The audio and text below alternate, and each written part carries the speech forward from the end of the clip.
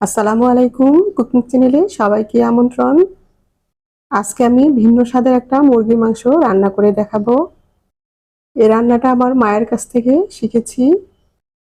এই মাংসগুলো রান্না করব। রান্নার পূর্বে আমি ফ্রাই করে নিব। ফ্রাইয়ের জন্য আমি হলুদ আর লবণ মেখে নিয়েছি, এখন ফ্রাই করে নিচ্ছি। এই তো আমার মাংসগুলো ফ্রাই করা হয়ে গিয়েছে। এখন আমি রান্না করব। এই তেলের মধ্যে আমি পেঁয়াজ কুচি দিয়ে দিয়েছি, সামান্য তেল আবার অ্যাড করেছি। এখন দারচিনি আর তেজপাতা দিয়ে দিয়েছি। এখন দিচ্ছি সরিষা বাটা। এখানে আমি 2 রকমের সরিষা নিয়েছি, হলুদ আর কালো সরিষা বেটে নিয়েছি। আর দিয়েছি গুঁড়ো হলুদ, মরিচ, গরম মশলার গুঁড়ো, লবণ। প্রথমে দিয়েছি আদা, রসুন আর পেঁয়াজ পেস্ট। এই রান্নার মূল উপাদান হলো সরিষা।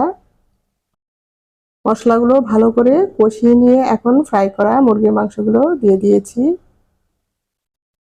আর এই মাংসগুলো মশলার সাথে অনেক সময় নিয়ে ভালো করে কষিয়ে নিতে হবে। আমি মাংসগুলো কষিয়ে নিয়ে এখন পানি দিয়ে দিয়েছি।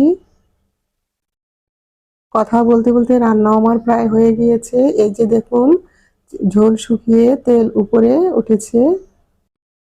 এভাবে সরিষা দিয়ে মুরগি মাংস রান্না করে আপনারাও খেয়ে দেখবেন। আমার মায়ের হাতের এই তরকারি খেয়ে সবাই প্রশংসা করত। ভিন্ন স্বাদে তরকারি রান্না করে নিলাম, কেমন হয়েছে জানাবেন।